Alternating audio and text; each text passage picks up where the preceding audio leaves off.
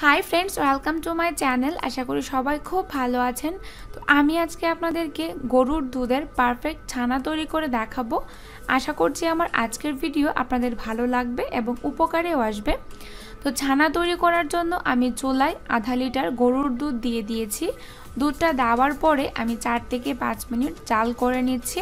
4 থেকে 5 मिनट জাল করার পরেই দেখবেন অনেকটা দুধই শুকিয়ে গেছে। ছানা তৈরি করার জন্য আসলে দুধ এত বেশি জাল দেওয়ার প্রয়োজন হয় না। এখন আমি ছানা কাটার জন্য এখানে নিয়েছি 1 চামচ লেবুর রস আর নিয়েছি 1 চামচ ভিনেগার অর্থাৎ সাদা সিরকা। তবে আপনারা চাইলে শুধু সিরকা বা লেবুর রস দিয়েও কিন্তু ছানা কাটতে পারবেন। এখন আমি ভিনেগার এবং লেবুর রসের মিশ্রণটাকে দুধের মধ্যে দিয়ে দিচ্ছি। এই মিশ্রণটাকে দুধের মধ্যে দেওয়ার পরে 1 মিনিটের মাথায় দেখবেন দুধটা পুরো ছানা কেটে গেছে। এখন আমি কন্টিনিউ নাড়তে থাকবো 1 মিনিট পর্যন্ত।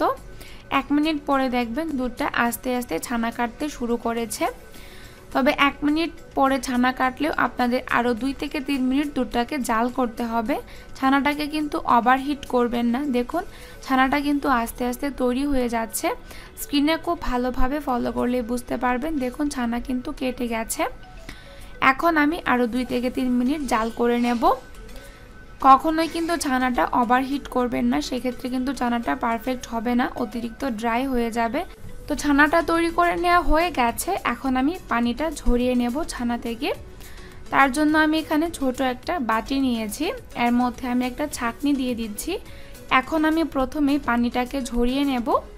আপনারা চাইলে কিন্তু ছাঁকনির পরিবর্তে সুতি কাপড় দিয়ে পানিটা ঝরিয়ে নিতে পারেন।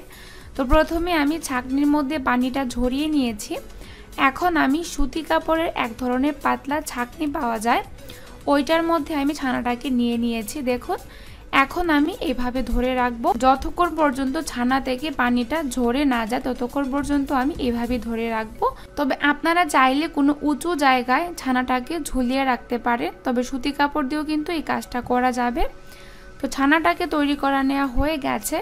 এক্ষেত্রে গুরুত্বপূর্ণ একটা টিপস হচ্ছে ছানা থেকে কিন্তু কখনোই পানিটা হাত দিয়ে চেপে চেপে বের করতে যাবেন না, এতে করে কিন্তু ছানাটা অতিরিক্ত ড্রাই হয়ে যায়। দেখে নিশ্চয়ই বুঝতে পারছেন ছানাটা কতটা পারফেক্ট হয়েছে। এই ছানা দিয়ে কিন্তু আপনারা মিষ্টি রসমলাই তৈরি করতে পারবেন। তো আশা করছি আমার আজকের ভিডিও আপনাদের উপকারে আসবে।